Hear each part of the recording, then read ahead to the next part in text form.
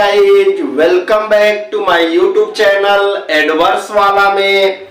आगे हम लोग कर रहे हैं गाला असाइनमेंट सॉल्यूशन सेक्शन सी 2024। अब इसमें बता रहे हैं कि सेक्शन सी में हम लोग को देखना है क्वेश्चन नंबर 40 और क्वेश्चन नंबर 41, यानी क्वेश्चन नंबर 40 देखना है और हमको क्या देखना है 41 देखना है।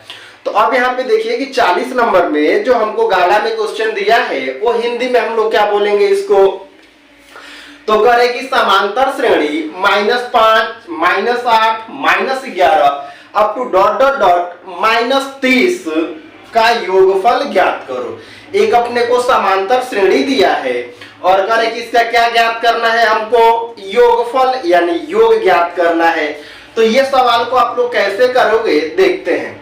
सबसे पहले अपने को ये जो एपी दिया है यहाँ से हमको ए पता करना है, डी पता करना है। तो मैं बोलूंगा ए यहाँ पे अपने को क्या दिया है, तो आप बोलोगे सबसे पहले ए बराबर आपको दे दे रहा है -5 हो गया। अब मैं बोलूंगा कि अपने को पता करना है यहाँ से डी बराबर आप क्या बोलोगे कि हमारा होता है A2 - A1 होता है। अब अगर मान लो कि आप डी पता करने चलोगे तो डी बराबर क्या लिखोगे -8 और देखिए -A1, तो ये माइनस और ये 5 के साथ जो माइनस है वो क्या हो जाएगा प्लस, तो -8 प्लस क्या हो जाएगा 5, यानी डी बराबर आपका क्या आ जाएगा यहाँ से -3 हो गया। चलिए अब करेंगे इसके बाद अपने को एक और भी चीजें दिया है, ये -230 इसको हम लोग बोलेंगे L और L बराबर क्या हो जाएगा आपका -230 हो गया, जिसको हम लोग बोलते हैं अंतिम पद। कर इसका योगफल ज्ञात करना है तो हमको पता होना चाहिए सबसे पहले n पता नहीं होगा तो योगफल ज्ञात कर नहीं पाओगे आप लोग। n ज्ञात करने के लिए आप लोग एक सूत्र पढ़े होंगे, जो सूत्र मैं यहाँ पे लिख देता हूं कि an बराबर a plus n-1 into D. अब यहाँ पे हम लोग ये जो मान दिया है इसको रखेंगे, हमको n मिल जाएगा। तो चलिए an के जगह पे हमको l दिया है और ये जो l हमारा है इसको लिख देंगे हम लोग -230 बराबर a के जगह पे क्या दिया है -5 दिया है, प्लस है तो प्लस, n हमको पता नहीं है 1 के 1 ही लिखेंगे। d के जगह पे क्या लिखोगे तो -3 लिख देते हैं, यहाँ पे -3 हो गया। अब ये -5 को अगर मैं इधर भेजता हूं तो प्लस हो जाएगा। आप बोलोगे -230 और +5 बराबर क्या लिखोगे, तो यहां से लिख दोगे कि n-1 और यहाँ पे -3 हो गया। अब क्या करें कि ये 230 में से 5 को जब माइनस करोगे तो आपका क्या बच जाएगा -225 बराबर, तो बोलोगे यहां से हो जाएगा n-1। अरे देखिए -3 यहाँ पे मल्टीप्लाई में है ना, नीचे भेज दीजिए यहाँ पे, तो आप यहाँ पे बोल सकते हो -3। माइनस से माइनस को क्या कर देते हैं हम लोग कट कर देते हैं। अब देखिए जैसे ही माइनस से माइनस को हमने यहाँ पे कट कर दिया तो अब ये 3 से 225 को हम लोग कट करते हैं। तो देखिए 3 से 225 को कट करोगे तो कितने बार में कटेगा, तो आप बोलोगे 75 बार में। देखिए तो 75 बराबर क्या लिखेंगे n-1 और ये -1 को जब इधर लेकर आओगे तो डायरेक्ट आप क्या लिख सकते हो 76 बराबर n, यानी n का कीमत यहाँ से आपको क्या मिल गया, तो बोलोगे 76 मिल गया। अब हमको क्या पता करना है, इसका योग यानी योगफल ज्ञात करना है। तो योगफल ज्ञात करने के लिए आप लोग एक सूत्र यहाँ पे पढ़ोगे Sn बराबर n/2 और a प्लस l। चलिए देखिए अब मैं बोलूंगा कि Sn बराबर यहाँ पे लिख लीजिए आप, Sn बराबर n के जगह पे क्या लिखेंगे, तो यहाँ पे 76 दिया है तो लिख दीजिए आप यहाँ पे 76 अपॉन क्या हो जाएगा 2 हो गया। और अगर देखिए यहाँ पे a के जगह पे आपको क्या दिया है, तो a के जगह पे लिखोगे -5 प्लस है तो प्लस, और l के जगह पे क्या दिया है -230। तो देखिएगा ये प्लस और ये माइनस आपका क्या हो जाएगा, तो बोलोगे माइनस और यहाँ पे हम लोग क्या लिख देते हैं 230। चलिए अब ये 230 और -5 को प्लस करेंगे तो क्या होगा बताइएगा। देखिए यहाँ पे आप बोल दोगे Sn बराबर, इसको कट कर देंगे तो क्या हो जाएगा, तो देखिए बोल देंगे 38 हो जाएगा। देखिए अब क्या बोलोगे, ये 230 और 5 को प्लस करोगे तो क्या हो गया 235। अब 235 माइनस में है और ये 38 प्लस में है। इन दोनों का जब आपको क्या कर देना है, गुणा कर देना है, तो गुणा करेंगे तो SN बराबर कितना आपका हो जाएगा, तो यहाँ पे आप लोग बोल सकते हैं क्या आ जाएगा -89 और यहाँ पे क्या हो जाएगा 30। ये निकल रहा है कि ये जो हमको AP दिया था, इस AP का -230 जिसका लास्ट पद है उसका योग कितना होगा, तो बताएंगे -89 30 यानी 8930। और इसी के साथ आपका सवाल नंबर 40 कंप्लीट हो गया। अब हम लोग देखते हैं सवाल नंबर 41। सवाल नंबर 41 में देखिए आपको क्या बता रहा है कि बिंदुओं A और A का निर्देशांक दिया है 2 -2 और B का निर्देशांक दिया है -7,4 को समत्रिभाजित करने वाले, देखिए समत्रिभाजित, त्रिभाजी का मतलब 3 भागों में बांटने वाले बिंदुओं के निर्देशांक ज्ञात करना है। तो देखिए हम ऐसे रफली समझते हैं कि आप समझ लो कि यहाँ पे आपको एक रेखाखंड दे दिया गया है।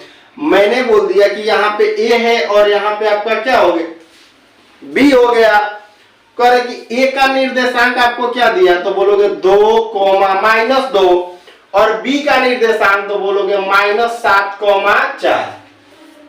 अब करें इसको समत्रिभाजी यानी सम 3 भागों में बांटना है। देखिए तो पहला एक भाग यहाँ पे मान लीजिए और एक भाग यहाँ पे। अब आपको देख रहा है कितने भाग में ये बट गया है, 3 भाग में। मैं इसको P बोल देता हूं और इसको क्या बोल देता हूं, Q बोल देता हूं। तो अब करें कि आपको P का निर्देशांक पता करना है और किसका निर्देशांक पता करना है, Q का। तो जब आप बोलोगे कि P और Q का निर्देशांक पता करना है तो हमको तो पता नहीं है, तो मैं बोलूंगा कि सबसे पहले A से लेके P तक का कितना भाग है, 1 भाग है। तो यहां से लेके और B तक का कितना भाग दिख रहा है आपको, 2 भाग दिख रहा है। तो सबसे पहले अब आप लोग यहाँ पे लिखोगे कि बिंदु P के निर्देशांक, हम लोग यहाँ पे क्या लिखेंगे, बिंदु P के निर्देशांक। चलिए तो कह रहे P का जब निर्देशांक ज्ञात करेंगे तो आप बोलोगे यहाँ पे हमको x1, y1, x2, y2 दिया है और यहाँ पे बोलोगे m1 है और ये आपका क्या हो जाएगा, m2 हो जाएगा। तो चलिए सबसे पहले यहाँ पे हम लोग लिख लेंगे x1 बराबर तो बोलोगे 2, फिर मैं बोलूंगा x2 बराबर तो बोलोगे -7 और यहाँ से y1 बराबर तो -2 और उसके बाद y2 का जब आपको कीमत पता करना होगा तो क्या बोल दोगे, 4 हो गया। हमको क्या देखना है, m1। तो m1 के जगह पे आप क्या लिख दोगे, 1 और m2 के जगह पे आपको क्या मिल गया है, तो यहाँ से 2 मिल गया। देखिए P का निर्देशांक शोधने के लिए यानी P का निर्देशांक ज्ञात करना है तो आप सूत्र जानते हैं क्या, तो आप लोग बोलोगे विभाजन सूत्र, जिसमें हम लोग बोल सकते हैं कि सूत्र हमारा होता है xy बराबर m1x2 plus m2x1 upon m1 plus m2। दूसरा आप लोग क्या बोलोगे, यहां से m1y2 plus m2y1 upon m1 plus m2। चलिए अब हम लोग क्या कहेंगे कि जो अपने को यहाँ पे मान दिया है उसको ले चल के यहाँ पे रख दो। xy के जगह पे आप लिख दो xy बराबर है तो बराबर m1 के जगह पे क्या दिया है 1 और x2 के जगह पे क्या दिया है, तो देखिए यहाँ पे -7 से जब आप 1 तो यहाँ पे लिख दीजिए 1 और गुणे -7 हो गया, प्लस है तो प्लस लिखिए, m2 के जगह पे लिखेंगे 2 और x1 के जगह पे भी क्या लिखेंगे 2 और नीचे m1 के जगह पे 1 और प्लस 2 हो गया। m1 के जगह पे फिर यहाँ पे आपको कॉमा लगा के लिखना है 1 और गुणे y2 देखिए क्या दिया है, तो बोलोगे -2 दिया है, प्लस है तो प्लस, m2 के जगह पे 2 लिखेंगे और y1 के जगह पे देखिए क्या दिया है, तो बोलेंगे y1 -2। रुकिए कटिंग। अब हमको यहाँ पे लिखना है m1, तो m1 के जगह पे 1 और y2 के जगह पे क्या दिया है आपको, तो 4 दिया है, तो 4 लिख दीजिए, प्लस है तो प्लस, m2 के जगह पे क्या लिखेंगे 2 और गुणे y1 के जगह पे क्या दिख रहा है -2 और नीचे क्या लिख देंगे 1 + 2। चलिए अब करेंगे इसको हम लोग लिख सकते हैं यहाँ पे x, y बराबर ये -7 और +4 और नीचे क्या हो जाएगा 3 और यहाँ पे जब गुणा करेंगे तो हो जाएगा 4 और -2 क्या हो जाएगा 4 और अपन में क्या हो जाएगा 3। अभी देखिएगा यहाँ पे क्या लिखेंगे कि x y बराबर 7 में से 4 निकालोगे -3/3 0 अपन क्या हो जाएगा 3 हो गया। ये कट जाएगा तो यहाँ से आपको क्या मिल रहा है x, y बराबर -1 और 0। तो करे कि जो p है इसका निर्देशांक हमको क्या मिल गया, तो आप लोग बोलोगे कि यहाँ से p का निर्देशांक देखिए मैं लिख देता हूँ -1, 0 हो गया। अब हम ऐसे ही q का निर्देशांक पता करते हैं। अब हम लोग ऐसे ही लिखेंगे यहाँ पे बिंदु q का निर्देशांक। तो देखिए q का निर्देशांक जब आपको पता करना है ना तो m1 के जगह पे आपका हो जाएगा 2 और m2 के जगह पे आपको क्या लिख लेना है 1। x1 y1 x2 y2 वही रखना है, कुछ भी बदलना नहीं है। केवल m1 के जगह पे अब आपको यहाँ पे 2 कर देना है और m2 के जगह पे क्या कर देना है 1 कर देना है और उसके बाद पता कर लेते हैं। तो देखिए आप लोग क्या लिखोगे यहाँ पे बिंदु Q के निर्देशांक हम लोग लिख देते हैं यहाँ पे कि बिंदु Q के निर्देशांक, देखिए निर्देशांक। तो कह रहे कि जब Q का निर्देशांक आप पता करोगे तो सूत्र आपको पता है m1 x2 plus m2 x1 अपन m1 प्लस m2, यही वाला सूत्र हम लोग यहाँ पे लगाते हैं। तो फिर हम यहाँ पे लिखेंगे x, y बराबर देखिए m1 के जगह पे अब आपको क्या लिखना है तो बोलोगे 2, तो डायरेक्ट अब रखते हैं यहाँ पे 2 और गुणे m1 x2, तो x2 के जगह पे क्या बोलोगे -7 दिया है तो लिख दो यहाँ पे -7 प्लस m2 y1, देखिए m2, तो m2 के जगह पे क्या लिखेंगे 1 और देखिए कहेंगे क्या x1, तो x1 के जगह पे क्या लिखेंगे 2, तो लिखेंगे यहाँ पे 1 और गुणे 2 और नीचे क्या हो जाएगा 2 + 1 हो जाएगा। इसमें 1 + 2 तो इसमें 2 + 1 कर देंगे। फिर ऐसे ही यहाँ पे आप क्या बोलोगे, देखिए सूत्र होता है m1 y2, तो m1 के जगह पे क्या लिखेंगे 2 गुणे y2 का कीमत क्या दिख रहा है आपको 4, तो इसके जगह पे क्या लिखेंगे 4 और प्लस m1 के जगह पे क्या जानते हैं 1 और गुणे क्या बोलेंगे y1, तो y1 के जगह पे दिया है -2, तो लिख दो यहाँ पे -2 और नीचे 2 + 1 हो गया। लिख दो यहाँ से x, y बराबर देखिए क्या बोलेंगे, ये 7 में 2 का गुणा करेंगे तो क्या हो जाएगा -14 और प्लस 2 एकम क्या होगा 2 और नीचे क्या हो गया आपका 3 हो गया। तो अब देखते हैं यहाँ पे जब इन दोनों का गुणा करोगे तो 4 और 2 क्या हो जाएगा 8 और -2 और अपन नीचे क्या हो जाएगा 3। 14 से 2 निकालोगे तो लिखो x, y बराबर यहाँ पे क्या बोलोगे -12, नीचे हो जाएगा 3, कॉमा है तो कॉमा, 8 से 2 निकालोगे तो बोलोगे 6 और नीचे 3। ये काट दीजिए, दोनों कट जाएगा देखिए, तो लिखोगे x, y बराबर 3 से 12 कितने बार में -4 और 3 से 6 कितने बार में 2 बार में। तो यही हमारा क्या आ गया क्यूब के निर्देशांक, और इसके जगह पे आप यहाँ पे क्या लिख सकते हो -4, 2। यही जो हमसे बोल रहा था P और Q के निर्देशांक पता करो, हमारा कंप्लीट हो गया क्वेश्चन। अब अपने को सवाल नंबर 42 में ये बता रहा है कि सिद्ध कीजिए कि बिंदु 5, -2, 6, -4 और 7, -2 एक समद्विबाहु त्रिभुज के शीर्ष है। हमको बताना है कि ये जो तीनों बिंदु दिया है वो एक समद्विबाहु त्रिभुज के शीर्ष है। तो समद्विबाहु क्या होता है, ऐसा त्रिभुज जिसकी 2 भुजाएं बराबर हो। तो अब हम लोग ये सवाल को करने के लिए क्या करते हैं कि सबसे पहले यहाँ पे हम लोग लिख लेते हैं a और a का निर्देशांक लिख लेते हैं कि 5, -2 है, इसको हम लोग बोल देते हैं b और b का निर्देशांक 6, 4 हो गया और यहाँ पे हम लोग बोल देते हैं c का निर्देशांक 7, -2 हो गया। अगर समद्विबाहु त्रिभुज के शीर्ष होंगे तो एक बार हमको AB का दूरी निकालेंगे, एक बार BC का निकालेंगे और एक बार AC का निकालेंगे।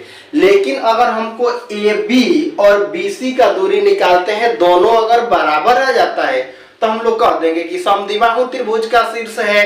तो देखिए सबसे पहले हमको यहाँ पे निकालना है AB के बीच की दूरी। चलिए तो करें कि AB के बीच की दूरी निकालेंगे तो हम लोग सूत्र पढ़ेंगे कि AB बराबर वर्गमूल में x1 माइनस x2 का whole square plus y1 minus y2 का होल स्क्वायर पढ़े होंगे। AB के लिए हम लोग यहाँ पे लिख सकते हैं कि AB बराबर x1 के जगह पे आप बोलोगे 5 और माइनस देखिए x2 के जगह पे क्या बोलेंगे 6 और इसका क्या हो जाएगा होल स्क्वायर, प्लस है तो प्लस, y1 के जगह पे क्या बोलेंगे -2, माइनस है तो माइनस, y2 के जगह पे 4 और इसका क्या बोल दोगे होल स्क्वायर हो गया। अब देखिए आप लोग फिर बोल सकते हो कि बराबर ये 6 में से 5 निकालेंगे 1 और 1 का स्क्वायर करोगे 1 होगा, प्लस है तो देखिए अभी प्लस ही लिखते हैं यहाँ पे, -4 -2 6 हो जाएगा और -6 का स्क्वायर करोगे तो क्या हो जाएगा 36 हो गया। 36 में 1 प्लस करोगे तो क्या बोल सकते हो कि AB बराबर वर्गमूल में क्या आ गया 37 आ गया। चलिए हमने तो AB निकाल लिया, अब ऐसे ही हम लोग यहाँ पे क्या निकालते हैं BC। तो हम लोग लिख सकते हैं कि BC के बीच की दूरी, देखिए तो कह रहे BC के बीच की दूरी निकालेंगे तो B और C में हमको देखना है x1 y1 x2 y2। तो यहाँ पे हम लोग लिख सकते हैं BC बराबर, तो BC बराबर आप लिखेंगे x1 माइनस x2, तो x1 के जगह पे लिखोगे 6 और -7 का होल स्क्वायर और प्लस y1 माइनस y2 यानी 4 - 2 का होल स्क्वायर। तो देखिए ये 2 तो इसका है और सूत्र में 2 होता ही है, तो माइनस माइनस यहाँ पे आप क्या कर दोगे प्लस हो जाएगा। अब यहाँ पे बोल सकते हो कि BC बराबर क्या होगा आपका, तो देखिए 7 से 6 निकालेंगे -1 और -1 का स्क्वायर करोगे 1, प्लस है तो प्लस, 4 2 6 और 6 का स्क्वायर क्या कर दोगे 36, 36 और 1 को प्लस करोगे तो BC बराबर क्या बोलोगे 37, यानी वर्गमूल में 37 हो गया। अब देखिए समद्विबाहु यानी जिसकी दो भुजाएं क्या हो बराबर हो, तो हमको तो दिख गया है कि AB BC के क्या है बराबर है, तो हम लोग फटाक से क्या कर सकते हैं कि ये हमारा क्या है समद्विबाहु त्रिभुज के शीर्ष है। तो यहाँ पे हम लोग डायरेक्ट लिख देते हैं त्रिभुज ABC एक समद्विबाहु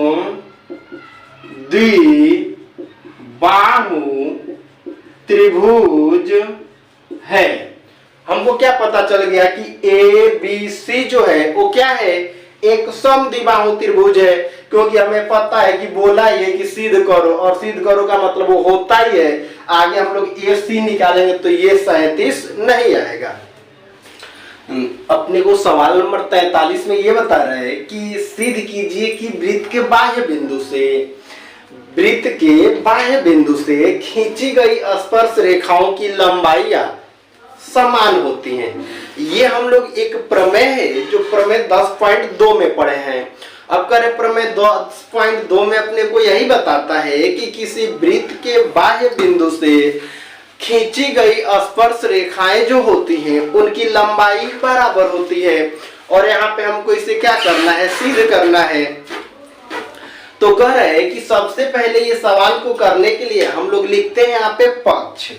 यहाँ पे हमको लोग क्या लिखेंगे, सबसे पहले आप लिखोगे पक्ष, और पक्ष लिखने के बाद हम लोग यहाँ पे बना लेंगे एक वृत्त। चलिए देखिए ये हमारा क्या हो गया एक वृत्त हो गया जो करे वृत्त के बाह्य बिंदु से। अब मैं क्या बोल रहा हूँ कि इस वृत्त के बाहर यहाँ पे कोई बिंदु है जिससे हम लोग क्या बना लेते हैं स्पर्श रेखा इसके ऊपर बना लेते हैं। मैं बोल देता हूँ यह इसका केंद्र है, और ये हमने इसको A ले लिया, इसको B ले लिया, और इसको क्या ले लेते हैं P ले लेते हैं। और केंद्र को क्या कह देते हैं, ओ। ओ को ए से जोड़ देते हैं और ओ को किससे जोड़ देते हैं, बी से जोड़ देते हैं। पक्ष में हम लोग लिखेंगे कि एक वृत्त, यहां पे क्या लिखेंगे हम लोग, एक वृत्त जिसका केंद्र ओ है। देखिए कह रहे एक वृत्त है जिसका केंद्र क्या है, ओ है, और कह रहे हैं कि आगे हम लोग लिखेंगे तथा स्पर्शक, यहां पे क्या लिखेंगे, स्पर्शक एपी और बीपी है। ये हमने पक्ष में लिख लिया। अब पक्ष के बाद हमको क्या लिखना होता है, तो हम लोग यहाँ पे लिखेंगे साध्य। चलिए देखिए, तो साध्य में हम लोग क्या लिखेंगे कि अपने को बताना है कि एपी जो है वो किसके बराबर है, बीपी के। तो यहाँ पे आप लिख दो कि एपी बराबर, तो बोलोगे बीपी, यानी एपी बीपी के क्या होगा, बराबर होगा। ये हमको करना है। साध्य के बाद हम लोग यहाँ पे एक टॉपिक लिखेंगे रचना। चलिए, तो कह रहे कि रचना में हमको क्या करना है कि ओ को, देखिए क्या करेंगे, ओ को पी से क्या कर देते हैं, जोड़ देते हैं, और रचना में लिख देते हैं कि ओ पी को हमने क्या कर दिया, मिलाया। यानी ओपी को क्या कर दिया, ओ को पी से मिला दिया। अब इसके बाद देखिए पक्ष, साध्य, रचना, और इसके बाद यहाँ पे आपको क्या लिखना है, तो बोलोगे सावित्री। ठीक है, तो अब कह रहे हैं कि सावित्री में हमको क्या लिखना है। सबसे पहले देखिए ऊपर आपको यहाँ पे एक त्रिभुज दिख रहा है जिसका नाम मैं बताऊंगा AOP, नीचे एक दिख रहा है जिसको बोलोगे BOP।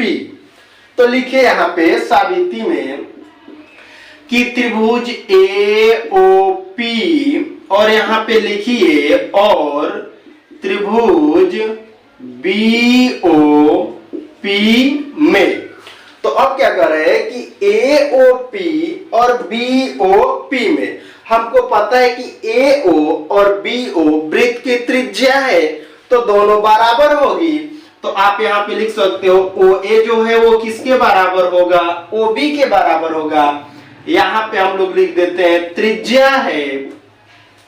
आगे अब देखिए हम लोग क्या जानते हैं कि जो कोण A बन रहा है और ये जो कोण B बन रहा है, ये दोनों 90 का होगा। कहां से, तो इसके पहले आप लोग पढ़े होंगे प्रमेय 10.1। तो यहाँ पे लिखेंगे आप लोग कोण OAP बराबर होगा कोण OBP के। और यहाँ पे आप लोग क्या बोल सकते हो, दोनों कितने का होगा, 90 का होगा। दो चीजें मिल गया। तीसरा आप यहाँ पे बोल दीजिए कि जो OP है वो OP के बराबर होगा। तो यहाँ पे आप बोल दीजिए OP बराबर OP, और इसको आप यहाँ पे क्या लिख सकते हो, कॉमन है दोनों में। तो चलिए अब हमको क्या मिल रहा है कि ये तीन चीजें जैसे मिल गया, तो आप यहाँ पे आगे आके और लिख देंगे कि त्रिभुज OAP, यहाँ पे लिखेंगे त्रिभुज OAP सर्वांग सम हो जाएगा किसके, OBP के।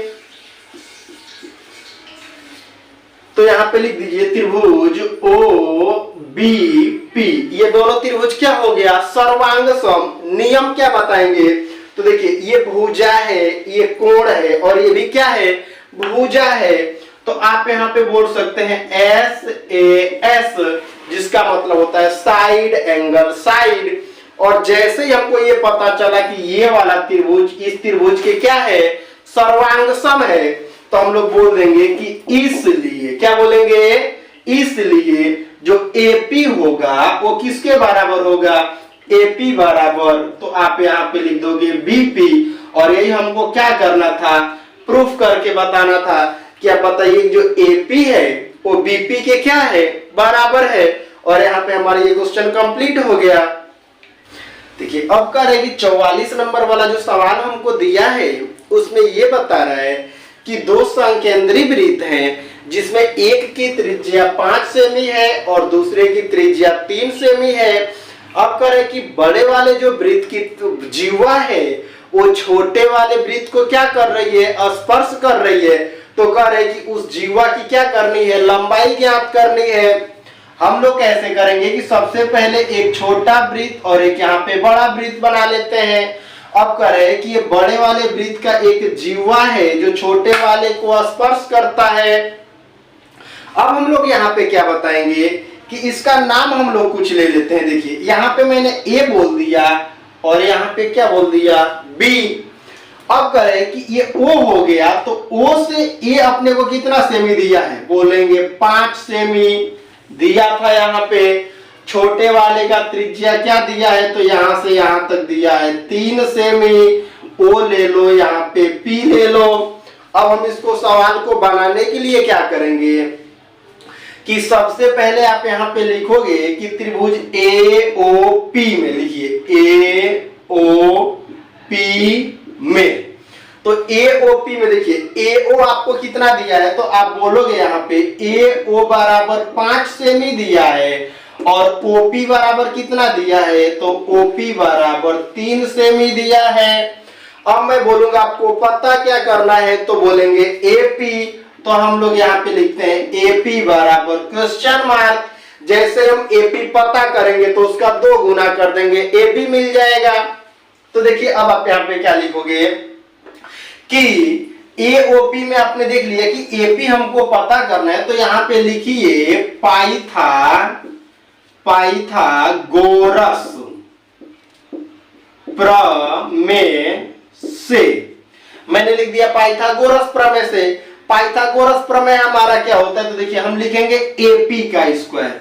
यहाँ पे आप लिख लो कि AP का स्क्वायर बराबर, देखिए तो AP का स्क्वायर बराबर लिख दीजिए OA का स्क्वायर और माइनस क्या लिखेंगे, OP का स्क्वायर। चलिए यहाँ पे हो गया OP का स्क्वायर। AP अपने को पता नहीं है, तो यहाँ पे आप लिख दो AP का स्क्वायर बराबर OA कितना दिया है, 5। तो आप क्या बोलोगे, 5 का स्क्वायर और यहाँ पे बोलोगे माइनस OP के जगह पे 3 दिया है, तो कह दीजिए 3 का स्क्वायर हो जाएगा। आगे अब यहाँ पे हम लोग लिख लेते हैं कि AP का स्क्वायर बराबर 5 का स्क्वायर 25 और माइनस 3 का स्क्वायर कितना हो जाएगा आपका, 9 हो गया। फिर यहां से लिख लो कि AP का स्क्वायर बराबर 25 से 9 को माइनस करोगे 16 हो गया। जब स्क्वायर को उधर भेजोगे तो वर्गमूल हो जाएगा और AP बराबर बोल सकते हो वर्गमूल में 16 और वर्गमूल में 16 का मान आपका क्या हो जाएगा, AP बराबर हो गया 4 सेंटीमीटर। चलिए देखिए हमको क्या यहां से मिल गया, AP। अगर यहां से ये 4 सेमी है तो आप सोचिएगा अगर ऐसे ही हम इधर ये ज्वाइंट करके निकाले तो ये भी कितना आएगा, 4 सेमी। तो अब हम बोलेंगे ये AB हमको पता करना है। देखिए A से लेके कहां तक, B तक। तो यहाँ पे लिख दीजिए कि AB बराबर 2AP। अब यहाँ पे नीचे क्या लिख लीजिए कि AB बराबर 2 और AP के जगह पे 4, यानी AB बराबर क्या हो जाएगा, 8 सेमी। और यही हमसे क्या कह रहा था कि AB यानी बड़े वाले जीवा की माप बताइए, और बड़े वाले जीवा का माप कितना हो जाएगा, 8 सेमी हो जाएगा। देखो क्वेश्चन नंबर 45 यानी 45 नंबर वाला जो सवाल है उसमें हमको बता रहे हैं कि निम्नलिखित आंकड़े 225 बिजली घर उपकरणों के प्रेक्षित जीवन काल घंटों में दिया गया है, और जो दिया गया है उसकी एक सूची यहाँ पे बनाई गई है। कह रहे कि इस सूची का बहुलक ज्ञात कीजिए। देखिए कितना आसान सवाल है। तो कह रहे कि बहुलक ज्ञात करने के लिए सबसे पहले हम लोग देखते हैं ये बारंबारता जिसको हम लोग बोलते हैं उसको FI कह लिया जाता है, और FI में सबसे ज्यादा हमको क्या दिख रहा है, तो बोलोगे 61 दिख रहा है। तो इसको आप लोग क्या कह दोगे, ये हमारा F1 हो जाता है। इसके एक ऊपर चलते हैं तो F0 और एक नीचे चलेंगे तो क्या हो जाएगा, F2 हो गया। F1 के सामने यहाँ पे आपका क्या हो जाता है, L हो जाता है। दोनों के बीच का जो अंतर होता है उसको H कह देते हैं। तो अब हम लोग यहाँ पे लिख लेते हैं कि दिया है, देखिए आपको क्या, सबसे पहले F1 बराबर क्या लिखेंगे, 61 हो गया। F0 बराबर क्या लिखेंगे, तो बोलेंगे 52 हो गया यहाँ से। और F2 बराबर क्या बोलेंगे, तो बोलेंगे कि 38 हो गया यहां से। चलिए अब मैं बोलूंगा कि L आपको क्या दिया है, तो L के जगह पे आप यहां से 60 लिख दोगे और H के जगह पे क्या लिख दोगे 20।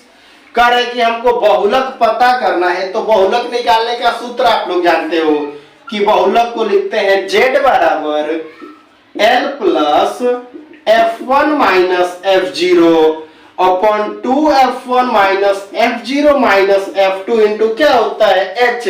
ये सूत्र तो सभी लोगों को याद होगा कि इसमें ये अलग। अब हमको क्या करना है, आना है और इस सूत्र पे लाके इस मान को क्या करेंगे, रखेंगे। तो देखिए जैसे यहाँ पे हम लोग मान को रखेंगे तो आप बोलोगे Z बराबर L के जगह पे देखिए लिखोगे 60 प्लस F1 के जगह पे क्या लिखोगे 61 माइनस F0 के जगह पे क्या लिखोगे 52 अपॉन देखिए 2F1, F1 के जगह पे 61 और 2 से मल्टीप्लाई कर दीजिए। तो 61 में जैसे ही 2 से गुणा करेंगे ना भाई क्या हो जाएगा, तो 122 हो जाएगा। चलिए माइनस है तो माइनस F0 के जगह पे फटाक से बोलिए क्या लिखोगे 52 हो गया और माइनस F2 के जगह पे क्या लिखोगे 38 हो गया। चलिए H के जगह पे आपको कितना दिया है, सॉरी देखिए H के जगह पे H का मान रख दीजिए 20 हो गया। भाई 52 और 38 को जैसे ही आप प्लस करेंगे तो कितना हो जाएगा देख लीजिएगा, 8 और 2 क्या हो जाएगा 10, अब 5 और 3 8 और 1 क्या हो जाएगा 90, यानी 52 और 38 को प्लस कर दीजिए 90 हो जाएगा। तो यहाँ पे लिखिए Z बराबर 60 प्लस 61 में से 52 को माइनस करेंगे तो कितना बचेगा, क्या करोगे माइनस करोगे, तो यहाँ पे आपका 9 बच गया। आप देखिए 122 की जगह पे 122, इन दोनों को प्लस करेंगे क्या हो जाएगा, तो आप यहाँ पे बोल दिए 90 और यहाँ पे हो जाएगा 20। अब आगे ऐसे हम लोग करते हैं तो आगे क्या बताओगे आप कि Z बराबर 60 और प्लस देखिए 9 के जगह पे 9 ही रखते हैं और जैसे ही 122 में से 90 को माइनस करोगे तो क्या बचेगा, आप लोग बोल दोगे 32 बचेगा और यहाँ पे क्या हो गया 20। अब क्या करते हैं कि इसको देखिए कट होता है ना तो कट कर देने का, ये 2 से कट करेंगे तो क्या हो जाएगा यहाँ पे, या देखिए 4 से कट करते हैं तो 4 से 5 बार में क्या हो जाएगा 20 और 4 से जब 32 को कट करेंगे तो क्या हो जाएगा 8। अब यहाँ पे लिख दीजिए कि Z बराबर 60 प्लस 9 का गुणा करेंगे तो क्या हो जाएगा आपका 45 हो गया और नीचे क्या लिख देंगे 8 हो गया। अब 8 से इसको हम लोग क्या कर देंगे कट कर देते हैं। देखिए तो 8 से 45 को कट करेंगे तो सबसे पहले 8 बचे 40 हो जाएगा, बचेगा 5, पॉइंट लगा के 0 बढ़ाएंगे तो क्या हो जाएगा 50 हो गया। अब 8 छक क्या हो जाएगा 48, फिर क्या हमारा बचेगा 2, तो 8 2 16 और फिर 8 5 40, यानी ऐसे हम लोग भाग करेंगे तो ये आएगा। अब Z बराबर आप क्या लिख सकते हो 60 प्लस 5.625, 60 और 5 को प्लस करेंगे तो क्या हो जाएगा, तो Z बराबर लिखेंगे 65.625 और यहीं से हमारा क्या हो जाएगा, जो बहुलक अपने को बोल रहा था उसका आंसर यहाँ से कंप्लीट हो जा रहा है आपका।